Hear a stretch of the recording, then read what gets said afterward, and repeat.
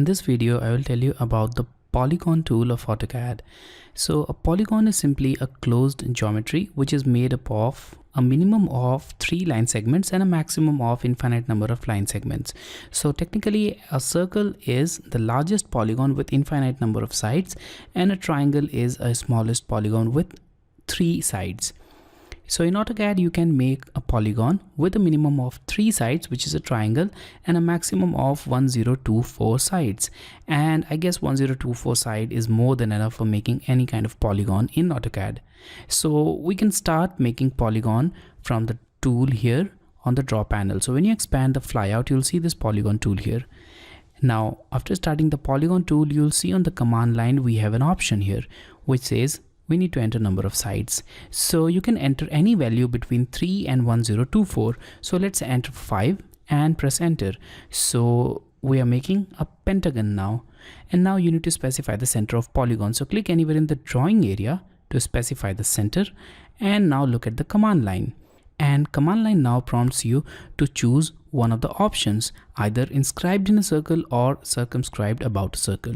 So if a polygon is inscribed in a circle, then that polygon will look something like this. So here we have this circle, and the polygon will be included in the circle in such a way that the vertices of polygon will touch the circumference of the circle. But if the polygon is circumscribed about a circle, then the polygon will be outside the circle, and the midpoint of the line segments of polygon will touch the circumference of the circle. So in the first case, I'll select this inscribed in a circle. And now here we have it. So in this case, you can simply see that my cursor is on one of the vertex of this polygon, and the imaginary circle is passing through all of these 5 vertices of this polygon. So now we need to enter the radius of that circle within which this polygon is inscribed. So I'll enter 10 as the radius and press enter. So here we have this polygon. Now the circle which is passing through all of these vertices is the circle with radius of 10 unit. So now let's move it here, and now let's select the polygon tool again, and once again I'll enter 5 as number of sides, and now specify the center point, and now I'll select circumscribed about circle in this case. And now you'll notice that instead of vertices, the cursor is now at the midpoint of the line segment. Or you can say that the cursor is at the midpoint of one of the sides of this polygon. So now you need to click anywhere to specify the size of this polygon, or you can also enter the radius. So in this case also, let's enter 10 as the radius, and now we are entering the radius of this circle which is inside the polygon, and the midpoint of the sides are touching the circle. So here we have the same polygon which is inscribed in a circle of radius 10, and here we have the polygon which is circumscribed about a circle of radius 10 unit.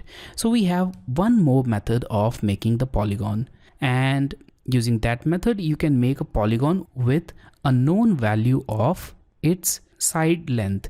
So let's say that we know the length of the side of this polygon, and we want to make a cyclic polygon in such a way that all the sides of that polygon are of that length which we specify. So for that, you can select the polygon tool, and now once again enter number of sides, and let's say that in this case we want to enter 6 as number of sides and press enter.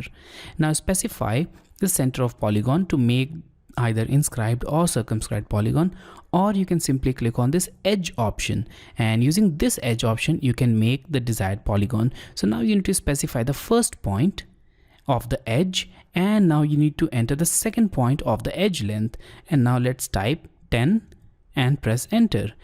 And in this case, as you can see that we were not required to add either inscribed or circumscribed option, we simply entered the length of one of the edge of this polygon, and now all of the edges are of same length, which is 10 units.